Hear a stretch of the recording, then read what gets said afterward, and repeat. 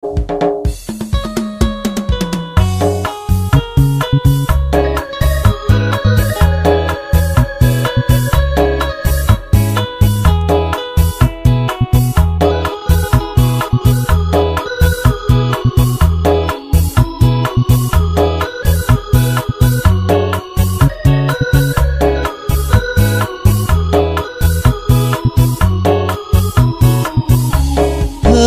ินเข้าสู่ประตูวิวาห์รอยยิ้มเต็มดวงใบหน้าน่าอิจฉาเสียจริงเหลือนั้นแข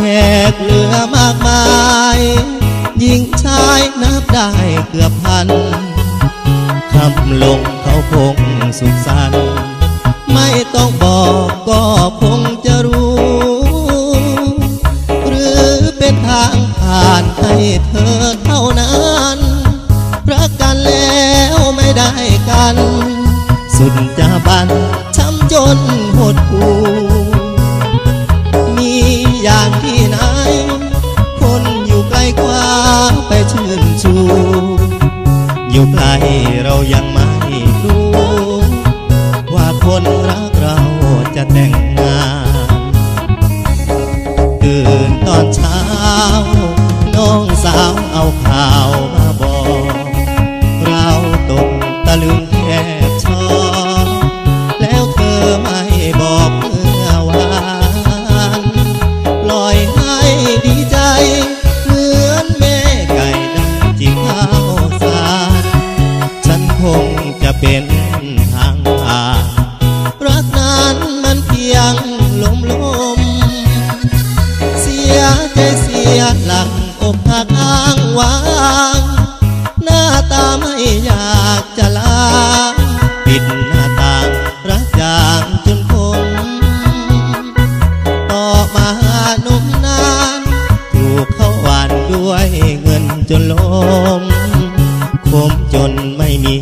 จะคมรักลอยลมสวีวีเอาเอวอ่อนๆเด้อเสียคอยเด้ออันพิเศษเนาะอาจจะเป็นทำทานเสียแผ่นค่อยอายุดีไม่แข็งเด้อเสียเด้อใครส่งมันขึ้นเนาะ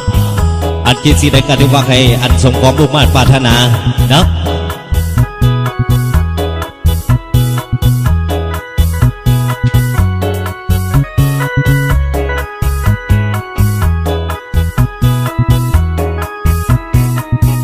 เสียใจเสียหลักอกหักอ้างว้า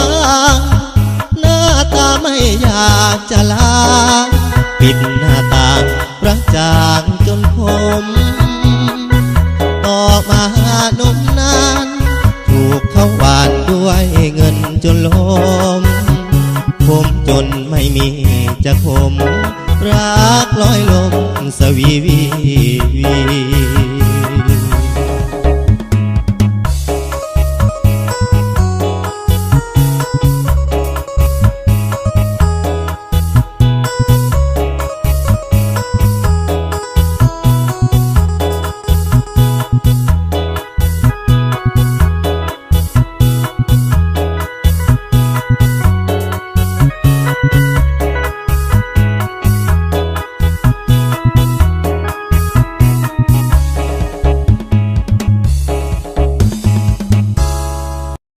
เงินจนล้ม